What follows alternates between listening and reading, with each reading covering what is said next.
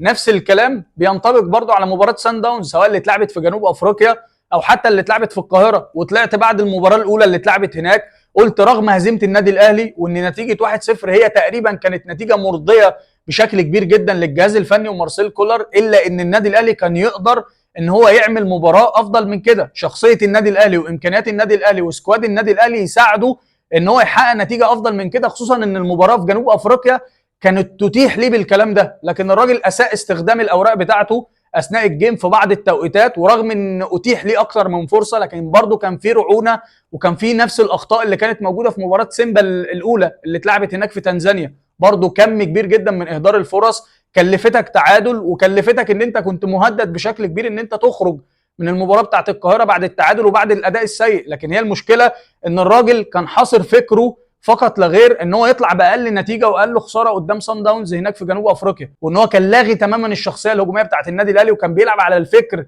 والنتائج القديمه اللي جمعت ما بين الفرقتين، وان هو ما لعبش على الحاله الفنيه بتاعت فريق سان داونز، رغم ان سان داونز على ملعبه بيبقى عنده مشاكل دفاعيه كبيره جدا غير تماما بره ملعبه. شفنا الفرق ما بين سان داونز وهو بيلعب على استاد القاهره وما بين سان داونز وهو بيلعب هناك في بريتوريا في جنوب افريقيا. بيبقى عنده مشاكل كبيره نتيجه للاندفاع الهجومي بتاعه، ان هو بيهاجم تقريبا باقل حاجه 6-7 لعيبه، فبيبقى عنده مساحات كبيره وانت كفرقه عندك اسلحه تقدر تستخدمها في الكلام ده. وبالتالي طلعت وقلت يا جماعه ان ماتش القاهره هيكون اصعب كتير. بالعكس انت اقل تقدير لو كنت استخدمت الاوراق بتاعتك والتغييرات بتاعتك بشكل كويس في المباراه الاولى، كان اقل تقدير تطلع بتعادل ايجابي 1-1 والنتيجه كانت هتريحك كتير في مباراه العوده.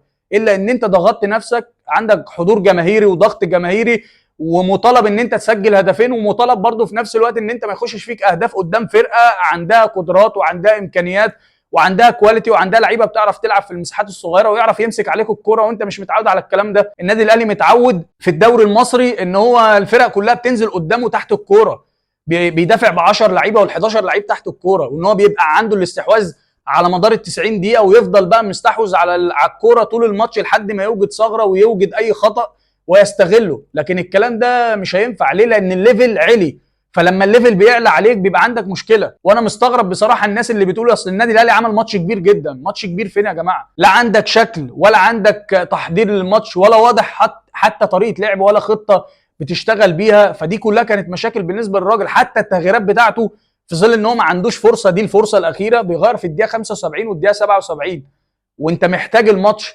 ومحتاج تجيب جول ومش قادر توصل من على الاطراف وعمال تعمل بلالين من اول الماتش لاخر الماتش، مش عارف توصل ولا حتى عرفت توصل من خلال العمق. مفيش اي اختراقات ولا في شوطه على المرمى ولا في اي شكل خالص، نتيجه للتحضير بتاع الماتش. هو ما كانش محضر وكان خايف على اسمه وخايف على النتيجه وخايف ان هو يخسر للمره الثانيه قدام مدرب عنده كفاءه كبيره. الراجل عنده 36 سنه بس خلاه يلف حوالين نفسه.